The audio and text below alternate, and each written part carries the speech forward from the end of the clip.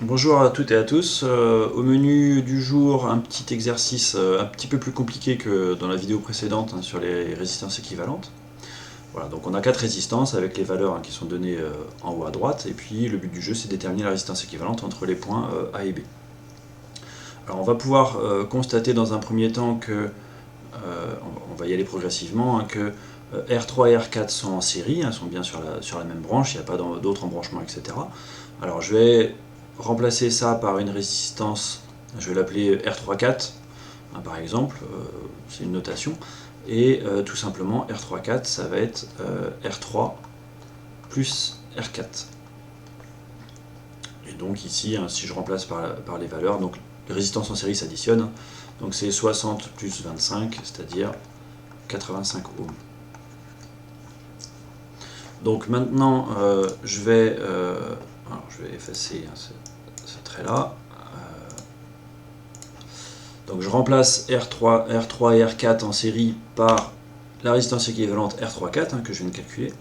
Et maintenant, je me rends compte que j'ai deux résistances qui sont en parallèle, donc je continue progressivement, R2 et R34. Alors je vais appeler cette résistance R234 par exemple, et ce sont donc des résistances en parallèle. On peut noter comme ça par exemple. Ok, comme on avait vu dans la vidéo précédente, je vais obtenir la formule un peu simplifiée, ça va être le produit des deux résistances divisé par la somme, donc R2 fois R34 sur R2 plus R34. Et j'avais déjà la valeur, donc R2 c'est 50, R34 c'est 85 sur 50 plus 85. Et je vais obtenir en valeur numérique, en valeur approchée, environ 31,48 ohms.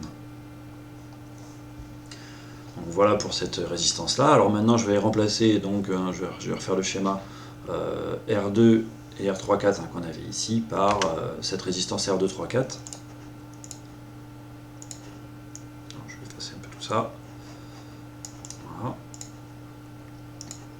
Et maintenant je me rends compte que ça va être très simple pour la suite. Il est là.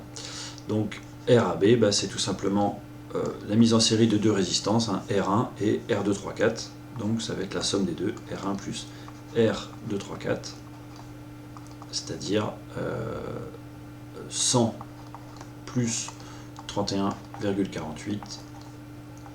J'obtiens 131,48 ohms. Je devrais peut-être arrondir d'ailleurs à 131,5 ohms pour garder seulement 4 chiffres significatifs, ce qui est déjà pas mal. Juste une petite note sur cette relation R2 fois R34 sur R2 plus R34, le produit sur la somme. Au niveau homogénéité, j'ai bien ohm fois ohm, donc des ohms carrés au numérateur, sur ohm plus ohm, donc des ohms. Donc ohm carré sur ohm, j'obtiens bien des ohms. Au niveau homogénéité, c'est correct. Et attention, cette relation-là, elle fonctionne que pour deux résistances en parallèle en dérivation. Voilà, je vous remercie et je vous souhaite une bonne journée.